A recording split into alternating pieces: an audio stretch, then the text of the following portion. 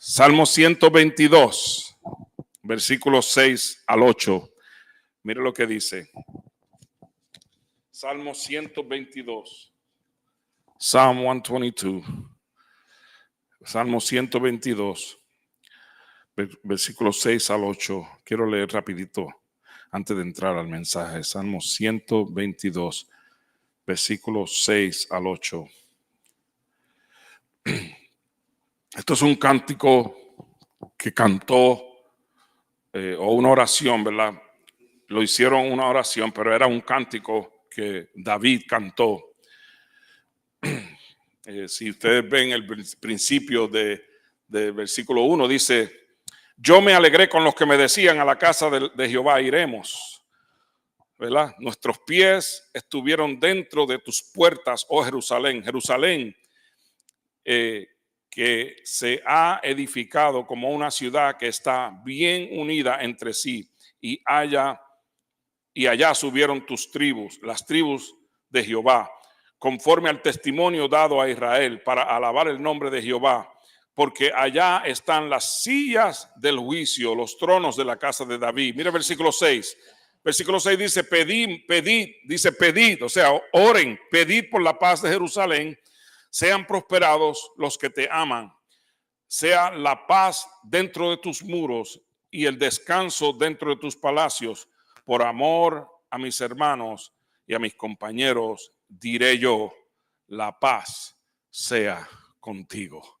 ¿Cuántos se unen a decir: Señor, la paz sea con Israel, con Jerusalén, y también por los países vecinos?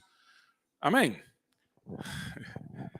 Gloria sea el nombre de Jesús. Padre, gracias por este momento. Bendecimos a esta nación de Israel. Nos unimos. Bien, dicho esto, ¿se acuerdan la semana pasada que estuvimos aquí? La semana pasada estuvimos orando, estuvimos clamando, nos gozamos. ¿Cuántos se gozaron la semana pasada? Gloria a Dios. Hoy hay poca gente hoy, no sé por qué. Algunos se han excusado, tuvieron que salir a la Florida, unas familias, pero también otros andan en otras cosas. Pero la semana pasada oramos y pedimos, ¿verdad?, que Dios continúe creciendo la iglesia, ¿verdad? Oramos también y pedimos a Dios, y Dios nos dijo a través de su palabra en Hechos capítulo 11, Dios nos dijo que la iglesia de Antioquía era una iglesia que estaba creciendo lentamente, que estaba creciendo también constantemente. O sea, porque dice la escritura que Él añade a su iglesia todos los días los que han de ser salvos. Si lee en Hechos capítulo 2, versículo 42 en adelante, dice bien claro que la iglesia en aquellos tiempos crecía todos los días, y Dios añade a su iglesia los que han de ser salvos. Quizás vemos poquitos aquí, pero en algún lugar de este globo terráqueo todos los días se añade un alma, ¿verdad?, a la iglesia de Jesucristo. Eso dicen las estadísticas, no es que yo me lo estoy inventando. Tenemos estadísticas que dicen que cada 2 o 3 minutos se añade un alma a la iglesia. Una persona acepta al Señor y comienza a caminar en la iglesia. Pero también esta iglesia dice que la iglesia de Antioquía tenía unos compromisos. ¿Qué compromisos? Compromisos de adoración. ¿Se acuerdan que hablamos de que la iglesia de Antioquía tenía un compromiso de adorar a Dios? No se cansaban de adorar a Dios. Tenían también otros compromisos. ¿Cuáles compromisos tenía la iglesia?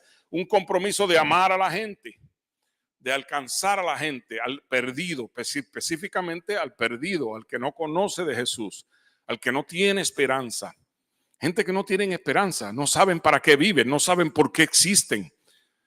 Es más, hay gente que están existiendo, pero no están viviendo.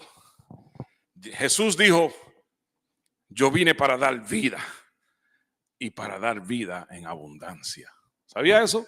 Hay gente que existen, solamente existen, pero no tienen vida, porque la vida es Jesús en ti.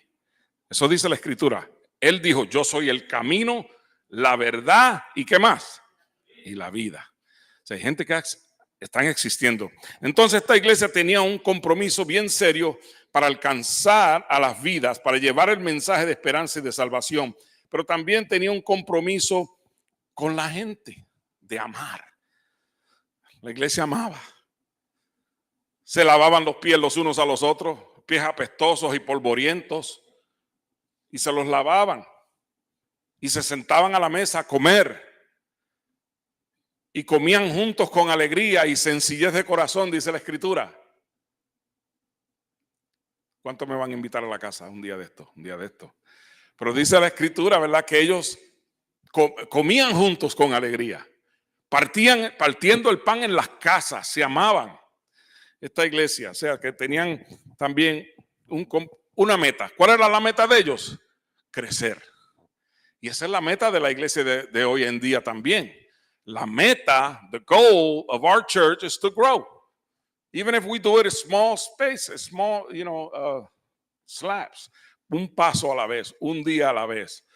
Pero también que usted crezca espiritualmente. Porque de qué vale tener una iglesia grande y la gente no entiende el propósito por el cual Dios los llamó. Usted y yo tenemos que entender el propósito por el cual Dios te llamó. No te llamó para sentarte a una banca, no te llamó para eso. Te llamó para que te llenes del Espíritu Santo y salgas afuera a decirle a la gente también, Cristo murió por ti y murió por mí. Hoy vamos a mirar en Juan capítulo 10, versículo 10.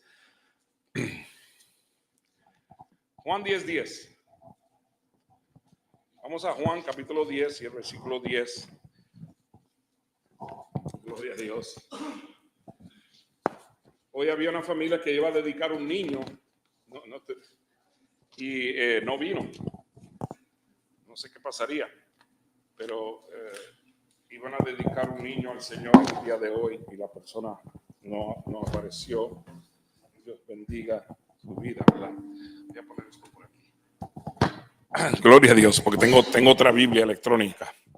Juan capítulo 10, versículo 10. Mire lo que dice la Escritura. Ya todos lo saben. Esto es un versículo que la mayor parte de la gente lo conocen.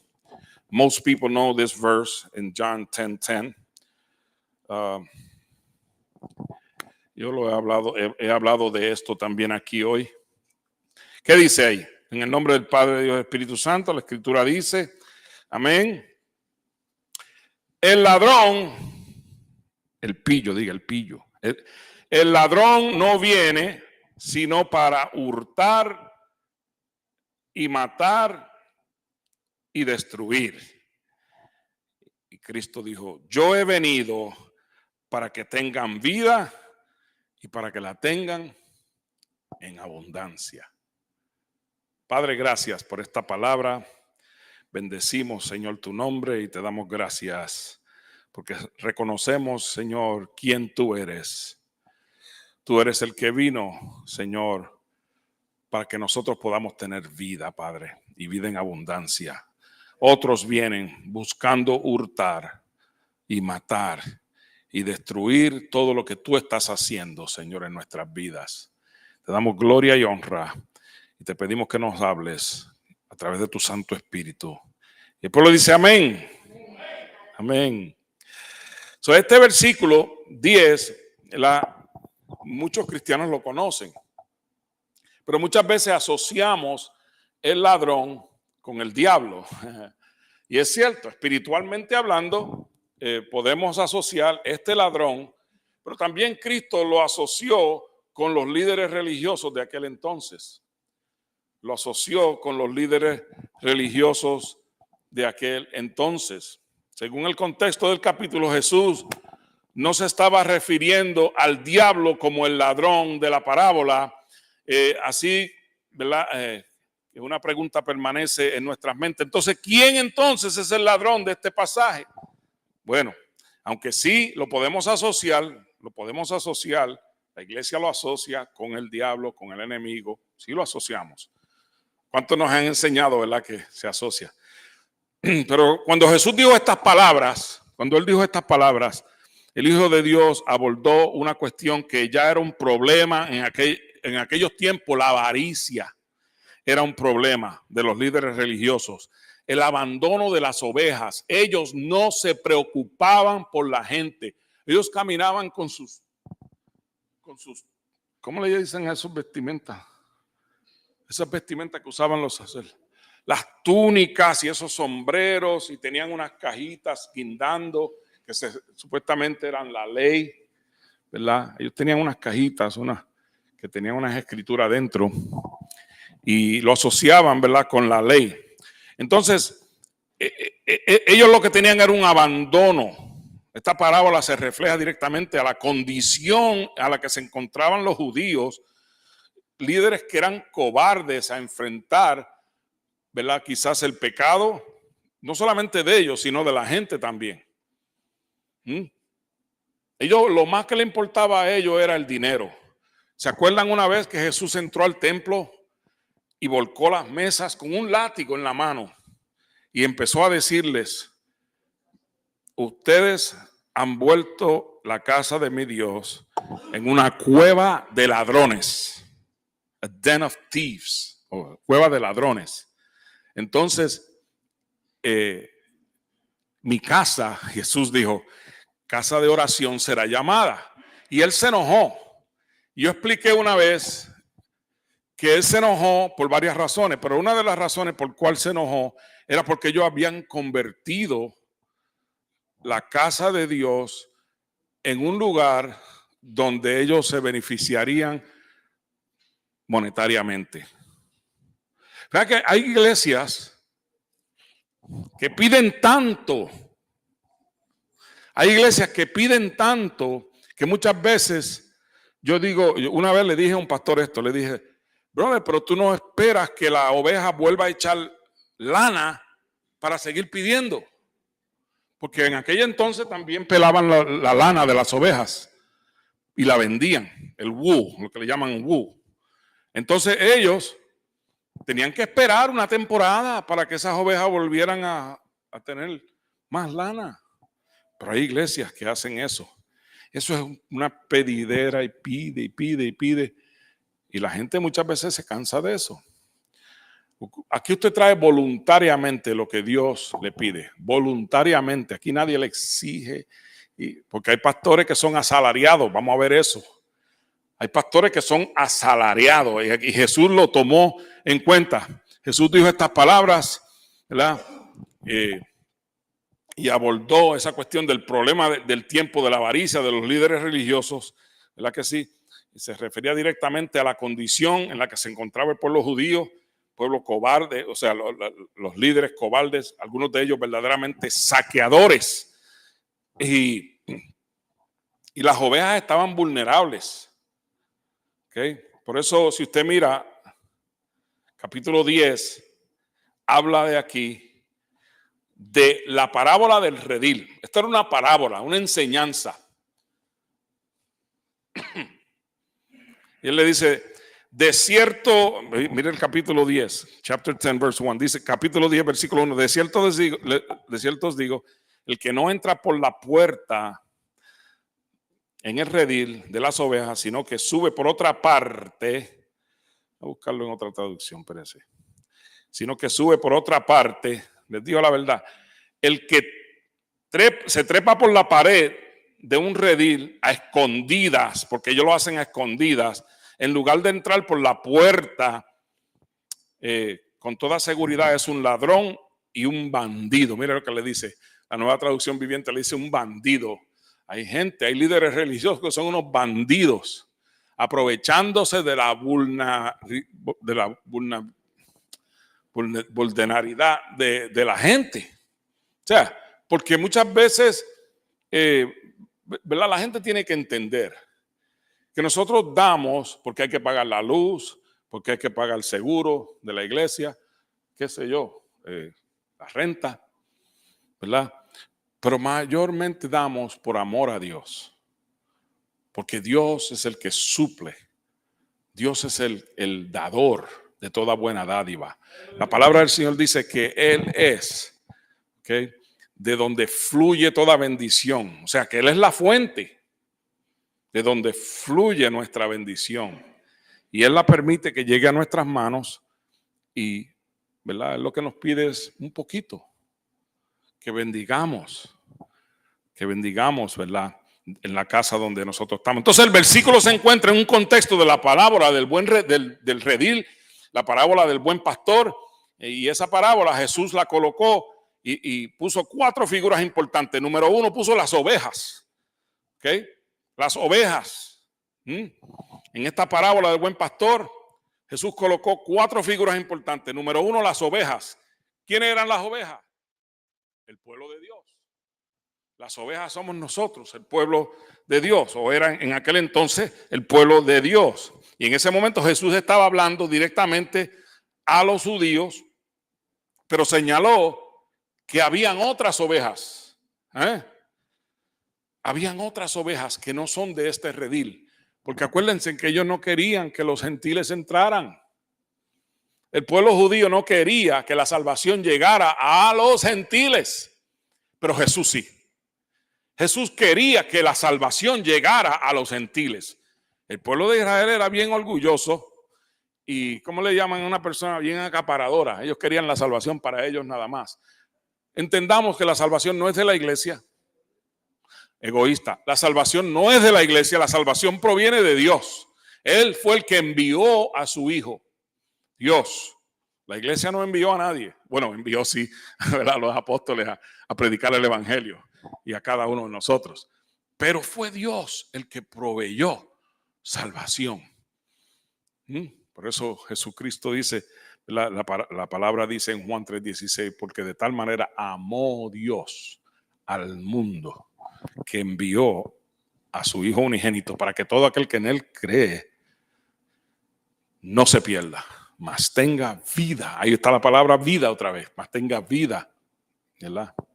En él, gloria a Dios. Entonces, la otra palabra que aparece aquí en esta parábola es ladrón y salteador, o ladrón o salteador, ¿verdad? Afirma que el que no entra por la puerta de redil de las ovejas, sino que sube por otra parte, ese es el ladrón y salteador.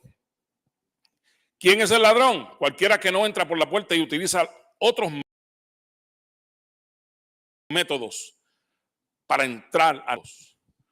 Vienen secretamente.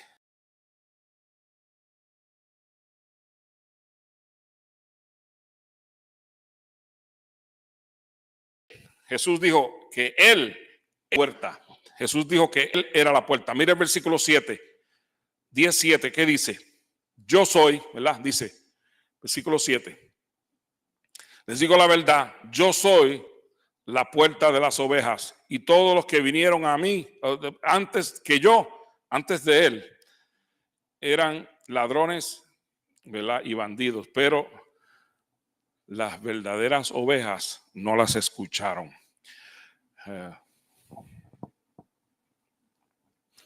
Gloria a Dios. Entendemos, ¿verdad?, que ese objetivo principal, la puerta conduce a la salvación. La puerta, cuando usted abre la puerta, porque él dijo, yo soy la puerta. Es que es bien claro, la escritura en los evangelios dicen que toda rodilla se doblará y toda lengua confesará que Jesucristo es el Señor. Él es el Señor. El pueblo de Israel todavía no entienden que Jesucristo es el Mesías. Hay muchos que sí lo han entendido y muchos han aceptado a Cristo. A estos judíos se les llaman judíos mesiánicos porque creen en el Mesías, que Jesucristo es el Mesías. Pero hay otros judíos que todavía están ciegos a la verdad de las Escrituras. Entonces no asocian el siervo de Isaías 53 a la crucifixión de Jesucristo. En Isaías 53 se se profetizó acerca de la cruz. Si usted lee Isaías 53, estamos cansados de decirlo. Isaías 53 dice, como oveja fue llevado al matadero y no abrió su boca. En el estudio bíblico del miércoles estábamos hablando de que Jesús, cuando fue llevado ante Pilato, cuando fue llevado ante Herodes, él no abrió su boca. Cuando le preguntaron, ¿eres tú el Mesías? O solamente dijo, tú lo dices. ¿Mm?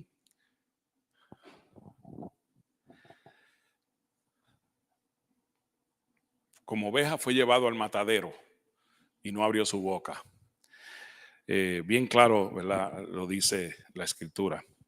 Entonces, otra palabra que aparece aquí es el asalariado en esta parábola. Las ovejas, otra palabra, el ladrón o salteador y el asalariado. Jesús utiliza la figura del asalariado para ilustrar a aquellas personas que realizaban tareas por dinero. Hay gente que no hacen nada, al menos que se les pague. ¿Sí o no? Oh. Sí, hay gente. Entonces, cuando Jesús se puso la toalla en el... Jesús se puso una toalla y empezó a lavarle los pies a los discípulos. Él le estaba enseñando una enseñanza poderosísima. Yo no hago esto por dinero, porque los siervos de aquel entonces que les pagaban para que les lavara los pies a la gente, porque ese era uno de los trabajos, ¿verdad? De alguna gente que vivían en las casas, lavarle los pies a la gente. Pero Jesús se puso y no solamente le lavó los pies, le dijo, si yo hago esto como maestro, ustedes tienen que hacerlo también. Wow, Pedro dijo, no, tú no me vas a lavar los pies a mí. Y él le dijo, si yo no te lavo los pies, tú no tienes parte en esto. Pues lávame completo, báñame, échame jabón, champú. Dando a entender, ¿verdad? Que se rendía. Dando a entender que se rendía, ¿verdad? Hay gente que si no se les paga, no hacen nada. Pero Jesús tenía otra mentalidad, la mentalidad de siervo. Nosotros somos hijos e hijas de Dios y estamos dispuestos a servir al Señor, aunque no nos paguen. De verdad, no necesitamos la paga. La mejor paga la da Dios. La mejor paga la da Dios. Entendemos, ¿verdad?, que hay necesidades que hay que suplir. Nosotros hemos suplido necesidades aquí, ¿verdad? Cuando se levantan necesidades, personas que han perdido su trabajo o están pasando por alguna necesidad, del fondo de la iglesia se le puede bendecir a esas personas. A eso Dios nos ha llamado. Por eso necesitamos un fondo. Porque la iglesia primitiva también lo hizo. Ellos se ocupaban de las viudas, se ocupaban de los huérfanos, ¿verdad? Y nosotros tenemos que hacer lo mismo.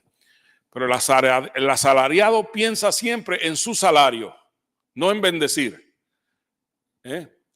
Siempre, yo he ido a iglesia y conocemos de iglesia que no ayudan a los misioneros, no ayudan. Todo lo que entra es para el pastor. Todo lo que entra es para bendecir a la familia pastoral. Que si el hijo necesita un carro, que si la esposa necesita un carro. Y lo sacan del fondo de la iglesia, hermano. Que se vayan a trabajar. Porque en realidad no hay para todo, ¿verdad? El asalariado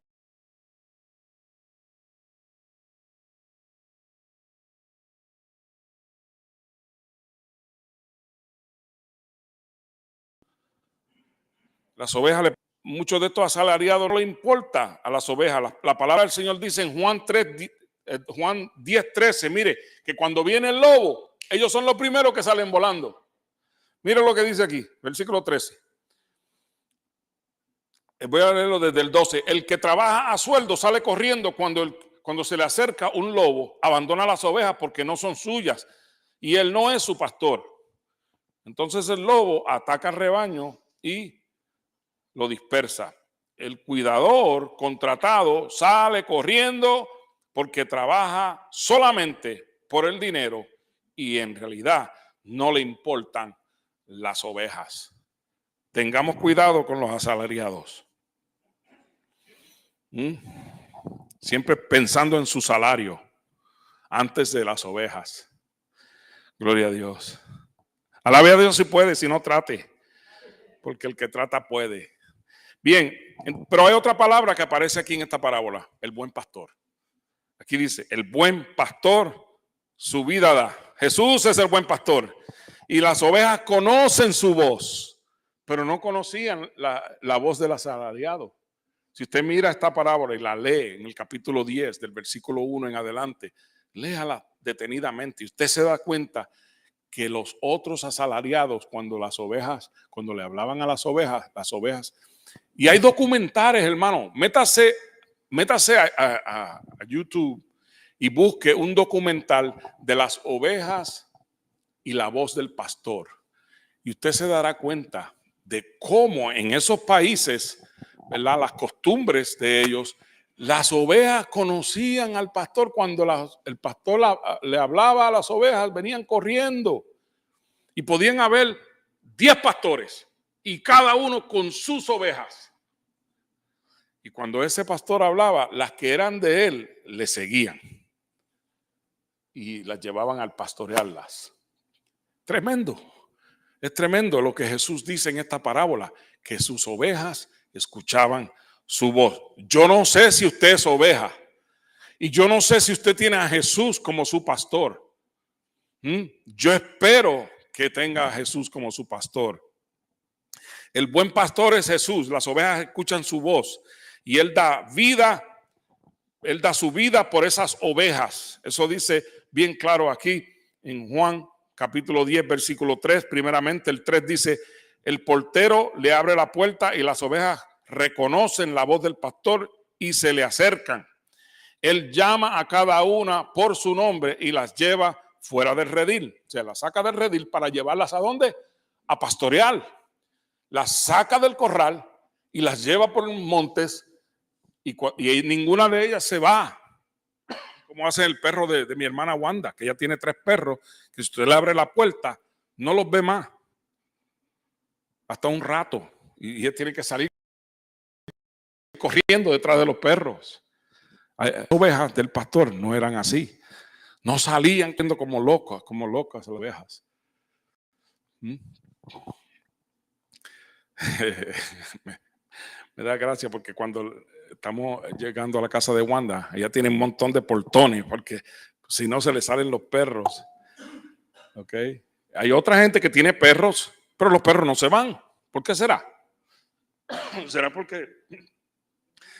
porque le han dado por el cocote, ¿verdad? Le han puesto vergüenza. Hay gente que hay perros que hay que ponerle vergüenza.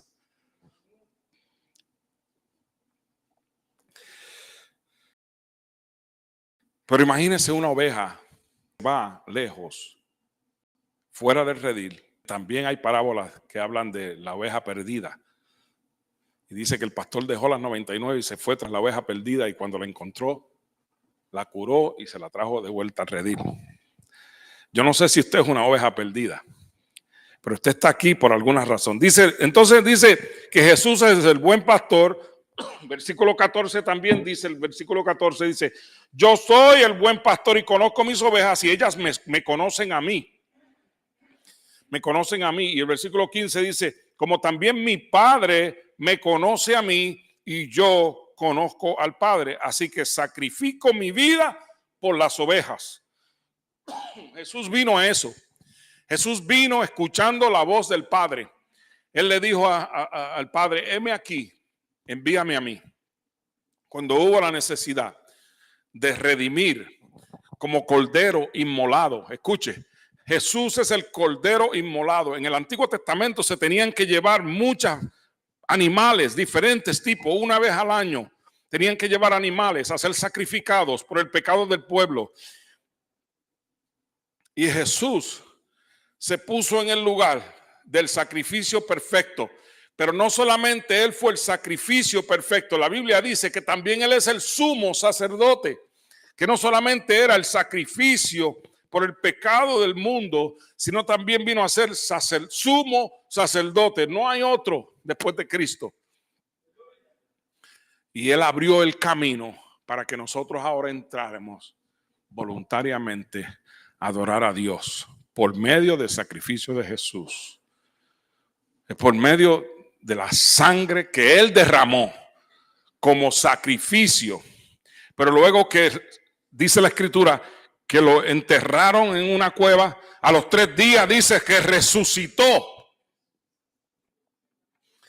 Y al él resucitar, entonces él viene a sentarse a la diestra de Dios, a interceder como sumo sacerdote por el pueblo, por las ovejas. Qué lindo, ¿verdad? Qué lindo es que usted ahora puede confiar en Jesús, no solamente como el que pagó el precio por nuestros pecados, sino ahora por aquel que es sumo sacerdote e intercede por mí. A mí, yo me alegro cuando sé que Jesús está orando por mí. Mira, yo quiero que usted ore por mí. Yo quiero que la iglesia ore por mí, pero yo también anhelo que Jesús siga intercediendo por mí. Porque Él es el sumo sacerdote y Él se identifica como la puerta donde nosotros tenemos que entrar. Yo soy la puerta. ¿Cuántos quieren entrar por la puerta y no tener que brincar la verja para entrar? Gloria a Dios que Él se identifica con la necesidad del ser humano. Jesús se identifica con la necesidad del ser humano. Es más, esta semana estábamos orando por los inmigrantes. Usted sabe que Jesús también fue inmigrante, porque en una ocasión cuando era bebé, un ángel le dijo, toma a María y a José, toma a tu hijo y sal, porque estaban buscando los bebés para matarlos. Y un ángel le dijo, toma a tu hijo, perdón, y sal y vete a Egipto. Y se fueron a Egipto. Y entonces allá, él era un inmigrante, Jesús. Entonces que él entiende la necesidad de nuestros hermanos inmigrantes. Por eso está sentado a la diestra de Dios Padre intercediendo, y nosotros tenemos que interceder también por nuestros hermanos, ¿verdad? Porque en realidad todos somos inmigrantes. Nosotros estamos pasando por aquí nada más. Estamos pasando por este mundo nada más. Todos somos inmigrantes. Jesús es el buen pastor. Él no es azaraddeado. Él vino a dar su vida por las ovejas. Eso dice la Escritura. Él se identifica como la puerta. Jesús estaba señalando su carácter. Yo me pongo, ¿verdad? Pongo mi vida. Él se identifica como el buen pastor. No solamente como cualquier otro pastor. Él se identifica como el buen. Yo soy el buen pastor. En otras palabras, su ministerio fue eficaz. Nunca fracasó. Lo llevaron a la cruz y murió, pero había un propósito por el cual ahora usted y yo, él le dijo a su pueblo, toma tu cruz y sígueme. Toma tu cruz. Cada uno de nosotros ya sabemos que él perdonó nuestros pecados cuando fue a la cruz. Y si usted confiesa a Cristo como su Salvador personal, él también le da a usted esa autoridad de tomar todos los días, porque esto es cuestión de todos los días, amados. Ayer ya pasó, ya lo que pasó en el pasado, pasado, ya tú no puedes volver al pasado. El futuro tú no lo conoces, pero Dios sí. Y él lo que te pide es, toma tu cruz cada día y sígueme. Sígueme. Gloria a Dios. Él es el único camino a la salvación. Él es el único camino. Yo soy el camino, soy la verdad y soy la vida. ¿No fue eso lo que él dijo? Él lo dijo. Yo soy el único camino. Mire, los líderes religiosos de aquel entonces tenían a Moisés en alta estima, y gloria a Dios, porque Moisés fue un buen líder. Pero no era mayor que Jesús. Moisés habló de Jesús, escribió de Jesús, Moisés. Hoy en día hay tanta religión. Que si los musulmanes, que si Mahoma.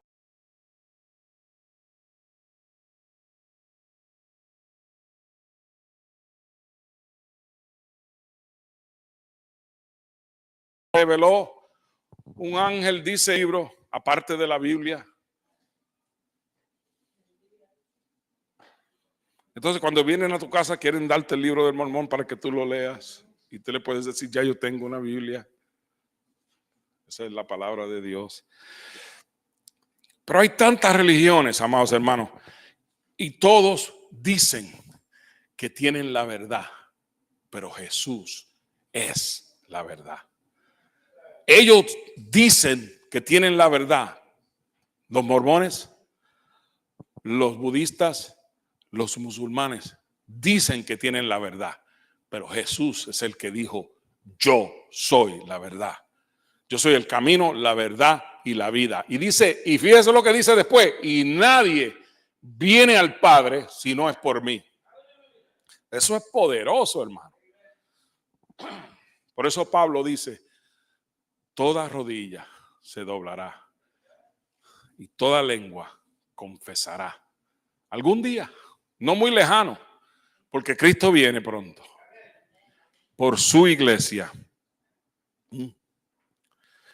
La palabra de Dios se compara con una espada. La palabra de Dios se compara con una espada. Una espada se usa para cortar, para defenderse. La palabra de Dios es la que te defiende a ti. Y tú y yo tenemos que buscar la manera de leer esta palabra de Dios para poderla mantener en nuestra mente, en nuestro corazón. ¿Okay? La verdad. La palabra de la cruz es locura para los que se pierden. Primera de Corintios 1:18 lo dice bien claro, Pablo hablando. Primera de Corintios 1:18. Lo quiero buscar rapidito porque no quiero parafrasear lo que dijo Pablo. Primera de Corintios 1:18, y con esto estoy terminando, hermano. Gloria a Dios. Oh, gracias, hermano, gracias. Primera de Corintios 1:18. Mire lo que dice. Vamos a tomar un poquito de agua. Dios es bueno. Con esto termino, hermano. Primera de Corintios 1:18. Mira lo que la palabra de Dios dice. El mensaje de la cruz, esta traducción dice, es una ridiculez para los que van rumbo a la destrucción. O sea, hay gente que van rumbo a la destrucción y todavía dicen que el evangelio es una ridiculez. El mensaje de la cruz es una ridiculez para los que van rumbo a la destrucción, pero nosotros que vamos en camino a la salvación sabemos que es el poder mismo de Dios, como dicen las escrituras, destruiré la sabiduría de los sabios y desecharé la inteligencia de los inteligentes. 1 Corinthians 1:18, and read the whole thing, the whole verse. Ahí te dice bien claro. El mensaje de la cruz, the message of the cross, is craziness for those who are going away from the word of God. But those who accept the word of God, those who are walking towards salvation, okay, it's the power of God. It's the power of God. Poder de Dios. El evangelio es poder de Dios. Y Pablo dijo, yo no me avergüenzo del evangelio, porque es poder de Dios para salvación. O sea que usted y yo podemos decir lo mismo. Podemos decir, yo no me avergüenzo del evangelio y yo acepto el mensaje de salvación. ¿Qué es el evangelio? La buena noticia. The gospel is the good news. Don't be ashamed of the good news. Don't be ashamed of the cross. No nos podemos avergonzar de lo que Cristo hizo por cada uno de nosotros. Aleluya. No nos podemos avergonzar por lo que Cristo hizo por cada uno de nosotros. El ladrón vino a robar la paz. El ladrón vino a robar y a matar tus esperanzas. Podemos compararlo, ¿verdad?, con el enemigo. Aún los líderes religiosos o estas otras religiones que no creen en Jesucristo, pero nosotros sabemos que Él es el camino, la verdad y la cruz. Primera de Corintios 1 también, 22 y 24 también dice, porque los judíos piden señales y los griegos buscan sabiduría, pero nosotros predicamos a Cristo crucificado, para los judíos ciertamente tropezadero, pero para los gentiles locura. más para los llamados judíos o griegos, Cristo es poder de Dios y sabiduría de Dios. Eso está en Primera de Corintios, más abajito del 18. Por eso la escritura es la espada que nos defiende. La espada que se para a destrozar los pensamientos que vienen en contra del evangelio. Porque muchos pensamientos vienen en contra del evangelio. Muchas creencias en contra del evangelio, pero la palabra de Dios es, ¿verdad? El evangelio es poder de Dios y sabiduría de Dios. Esta es la sabiduría de Dios que Dios nos dio para nuestras vidas. Se levantarán falsos cristos. Jesús lo dijo. Se levantarán gente en contra de mí. Se levantarán gente en contra de mí. Para engañar, si fuese posible, aún a la gente que ha sido escogida. Pongámonos de pies, hermanos. Sabemos que es necesario un pastor que diera su vida por nosotros. It was necessary for Jesus to give his life. Era necesario que Jesús diera su vida por las ovejas, for the sheep. For the sheep. Nadie me la quita. He said, no one takes it away. Nadie me la quita, la vida, sino que yo mismo la pongo. Tengo poder para ponerla y tengo poder para volverla a tomar. Mire el poder y la sabiduría de Jesucristo. ¿Por qué? Porque él venía del Padre. Por eso la Escritura dice, God loved the world so much that he gave his only begotten Son. Came from the Father. Came from the Father. And the Father has wisdom. And Jesus had wisdom. It was a selfie of God. Jesus was the selfie of God in the flesh.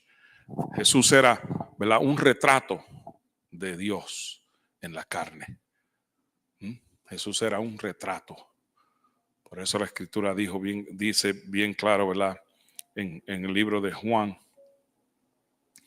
que, ¿verdad?, en el principio era el verbo y el verbo era con Dios y el verbo era Dios, la palabra, el verbo. In the beginning was the word. Jesus was the word of God in the flesh.